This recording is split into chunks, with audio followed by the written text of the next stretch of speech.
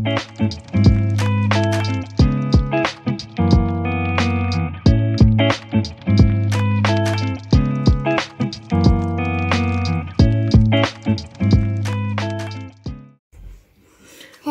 up mga momshies? Me and Nana is here. Good morning. It's 8 o'clock in the morning here in Lebanon and we decided to make a chocolate pancake for Nana kasi maaga siyang nakatulog kagabi.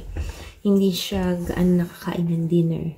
So, today, Nana will show you how to make chocolate pancake. Nana will help her. Let's go! So, ito yung ating mga dapat i-prepare. Yung vanilla sugar, it's only an optional. First, the flour.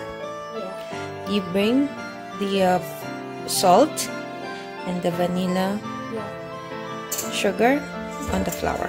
Yan lang. Bring it. Yes, please. Okay, and the baking powder. Got 2 teaspoons of baking powder here. More. Put on. Okay. And sugar. Very good. Sugar.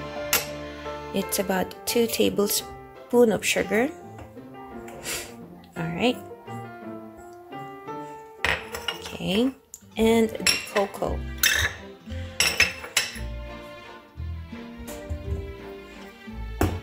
Good job. Okay, now try to mix everything.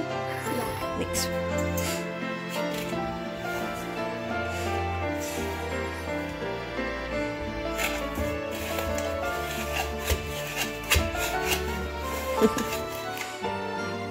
Mix it thoroughly.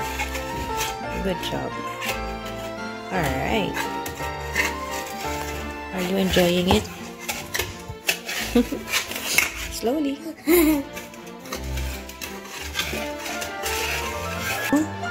Try to put the egg slowly. Okay, great. Good job. Ooh, wow! Put it here. Ayan. Okay, and then baby, we're gonna put a little bit of oil. Okay, can you open it? No. Okay, a little bit. Slowly. Up. One more. Up. Okay, good. Alright. Okay, now the water. Okay, I'll tell you when it's okay, okay? Stop! Okay, that's about ½ cup of water. And we'll just add more. Dagdag lang tayo pagka medyo kulang pa. Slowly, baby, slowly. It's stuck. Yeah, it's stuck. Okay, slowly. Hold there. Okay, go.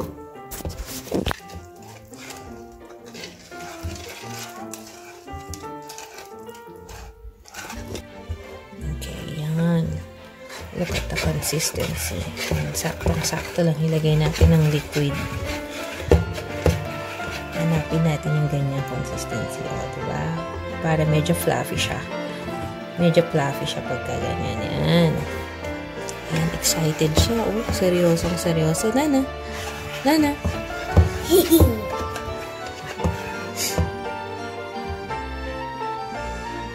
Okay, we're good. We're ready to cook.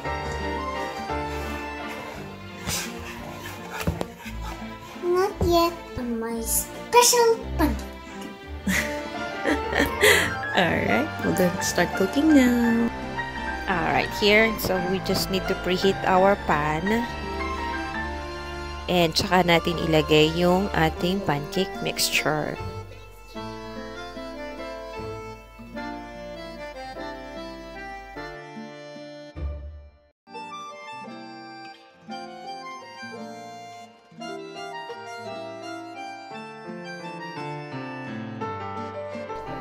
At pag nagpa-bubbles na ang ibabaw ng ating pancake, ibig sabihin nun is ready na siya para baliktarin. So, each side, bawat side, it took us around 2 to 3 minutes. Depende yun sa lakas ng apoy. Sa akin, ang ginamit ko is yung pinakamahinang apoy. So, hindi natin siya masunog. Dahil ang chocolate pancake is madali siyang masunog, lalo na kung hindi tayo magiging careful sa lakas ng apoy. So, dapat pinakamahinang apoy lang siya. And sa ingredients na ginamit natin kanina, nakagawa kami ng 12 pieces of small pancakes ni Nana. And itong ingredients na to, pwede rin nating doblehin kung marami tayong bisita or marami tayong family members na gusto ng pancake for breakfast. At pwede rin pala natin itong ipabaon sa ating mga chikiting. Lalong-lalo na ngayon, pasukan. Isa to sa mga easy idea and easy cook na pwede nating ipabaon sa ating mga anak. Lalo na alam natin kung ano yung nakalagay na ingredients, diba? At ito na ang ating finished product, our chocolate pancake. And pwede rin natin siyang lagyan ng condensed milk on top for additional taste. And please like and subscribe to our channel so I can share every easy recipe that I can show you and learn some Arabic recipe as well. See you on our next video. Bye!